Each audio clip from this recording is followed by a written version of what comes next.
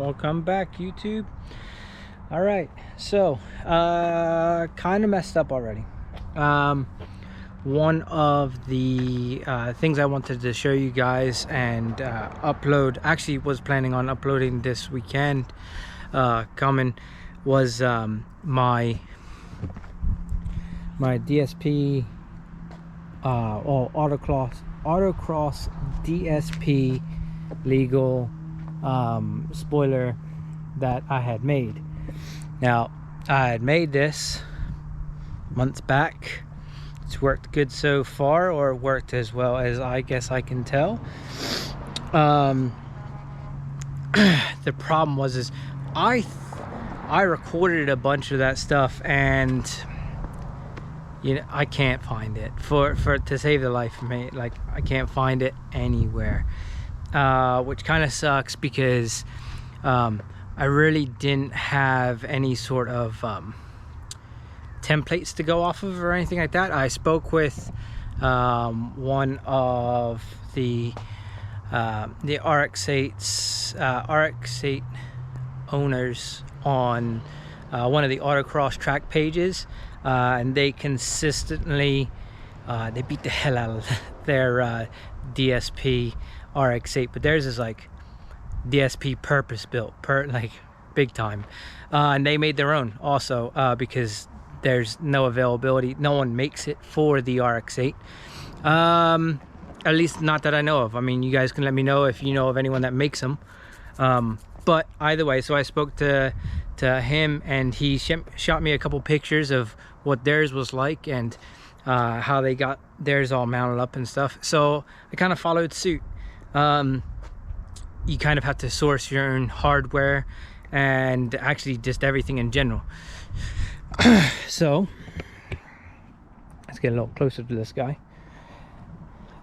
So anyway, I had spoken to them about making this, and kind of went at it, and I recorded all that. I recorded, you know, cutting up the brackets and everything, mounting it to the trunk, and it's gone.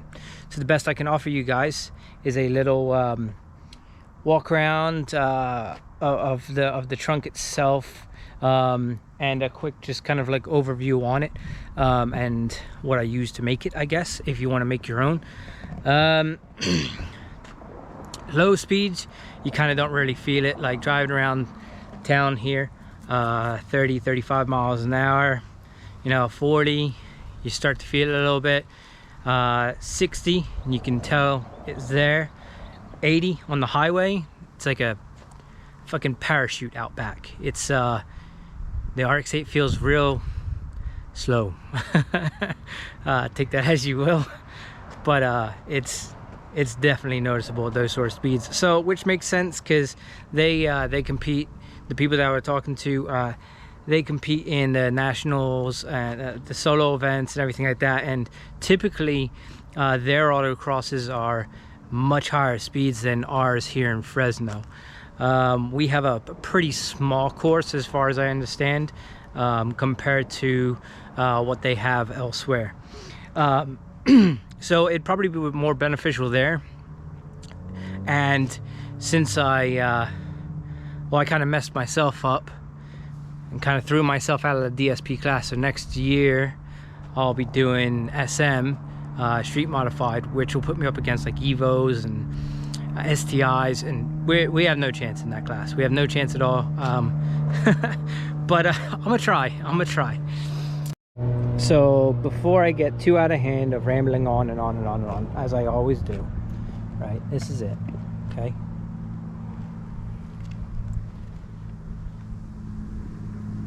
Hell yeah. So I just picked up some U channel, and then ended up marking out the holes. So let me be very clear, this is very DIY, no templates, and I winged it, something fierce.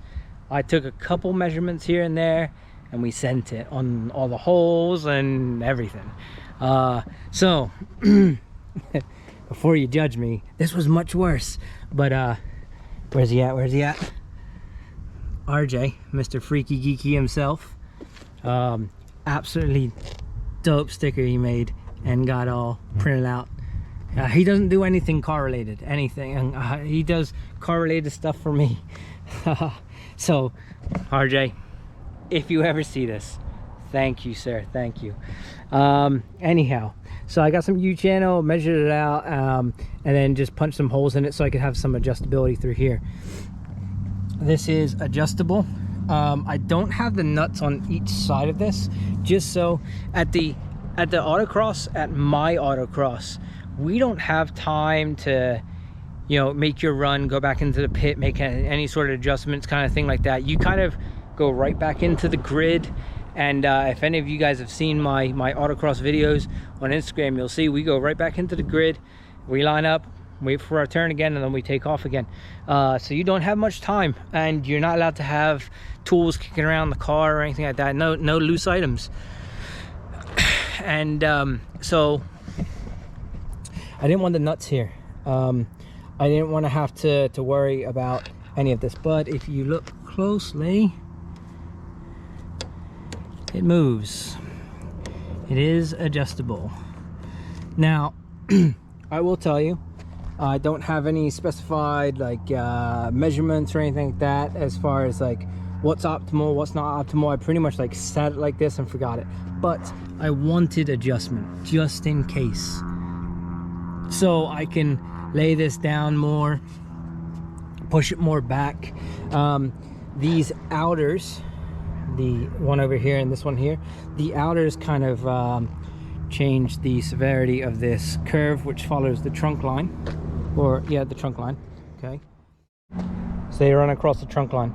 Okay, this one, this main this back one back here is mainly for you know, the adjustment of how severe we want it up. If we want it 90 degrees up, or if we want it laid back a little bit. Right now I would say it's probably like, I mean, it's not super laid back, but it's also not completely all the way forward.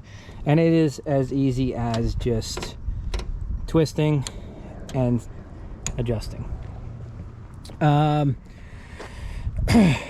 So I picked these up off of Amazon.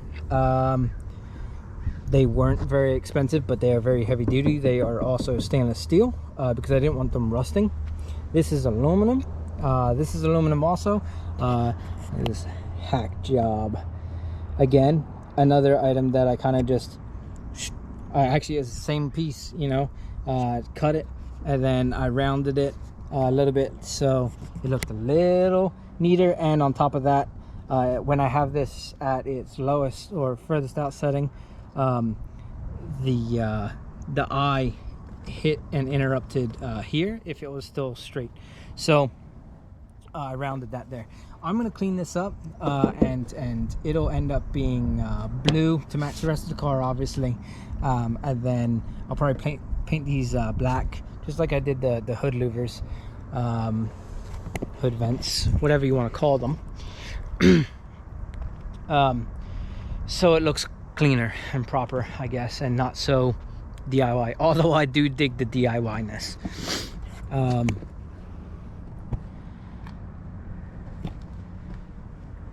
Completely clear all the way through, so I can see behind me. Not that it matters at the track, but driving to the track, and it's still nice to see out of the back of my car. I put these little washers on here with some stainless steel hardware, simply because I dig them, man. I mean, they're blue, they match the car to a degree, and it gives it a little pop. You know what I mean? It's a silly thing, but it's there. All right, so the plastic itself I ordered from, man, Pleasant Plastics or something along the lines of that. I'll see if I can find it again and throw a link down below if you're interested. It took me 2 tries, so unfortunately the first attempt cost me almost near $100 just down the tube. And I'll tell you that why that happened in a minute or two. The trunk. Obviously you can see it's not my normal trunk. I picked this up locally. It was like 30 bucks, man. Someone was just getting rid of it, and I was like, hell yeah, that'll work, because at the end of the day, I mean, it don't need to be perfect because I'm going to drill into it anyway, right? This plastic here, like I said, is the second attempt at it, and it's because of the curvature across the trunk itself, right? And then what I didn't take into consideration when I was making my template, because I made a template for it, was the curvature of the actual back end of the trunk, right? So as you can see from up top here, it's not straight like you might see on like a muscle car or of some kind, or some NASCAR or something like that, right? It's not perfectly straight, it's curved. Okay, so so I made a template. I made a template out of cardboard, lined it up on the back here, kind of pulled it in with some tape, and kind of got the rough shape that I wanted from it. Once I did that, I cut it, and I thought it was good. I thought it was good. And when I cut it and I fit it up there, I cut it according to the shape of the car. Man, I don't know how to explain this, and this is exactly why I wish I'd still had that footage, because you guys would have seen exactly what happened. But I cut it to the curvature of the car with it already like this, and that allowed me no adjustment. It started to creak and crack at the seam, at down here low, because it was too formed to the back end of the car, if that makes sense. Oh, man, I hope that makes sense. Gotta be careful here. One of my tendencies is to ramble, and I've got to get better at that, and I will get better at it. But I also don't want to make these videos super long. I don't want to make them super short, because I want to give you guys some information too, because like I said, they don't make this for this car as far as I know. All right, this is my own attempt at it, and I wanted to share it with you guys.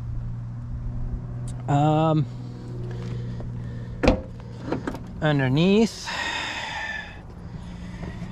I had to hack it away a fair bit to get to some of these bolts.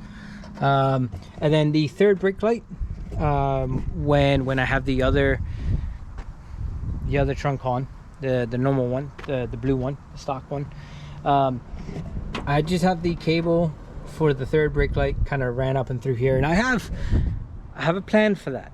I have a vision, and it's definitely different. So I look forward to sharing that with you guys, and trying to get that done. But as you can see, it's pretty much just it's a stock Rx8 trunk. Now originally, also I will tell you, originally I had these hinges, okay,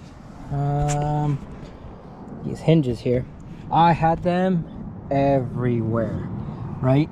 And that gave me zero adjustment also, because it was too tight again, you know. Same thing that I was running into with the first cut of plastic, plexiglass, whatever you want to call it. Now there will be, maybe, we'll see, because I no longer am in DSP, but I do enjoy the trunk setup. But there might be a third iteration of this.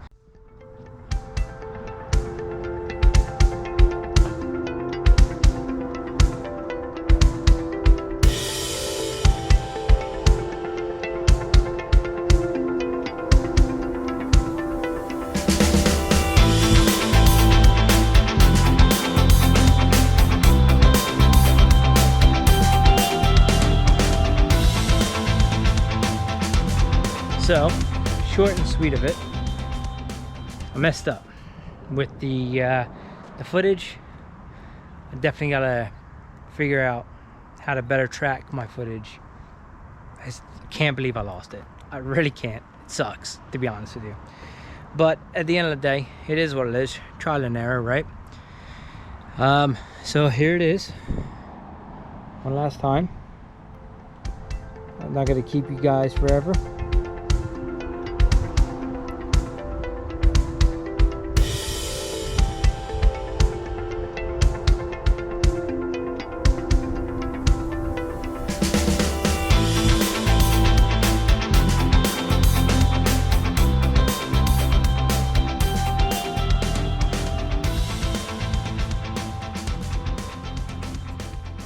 Now I know a lot of you probably aren't into autocross or racing or anything like that, and you might prefer my other trunk setup a little bit.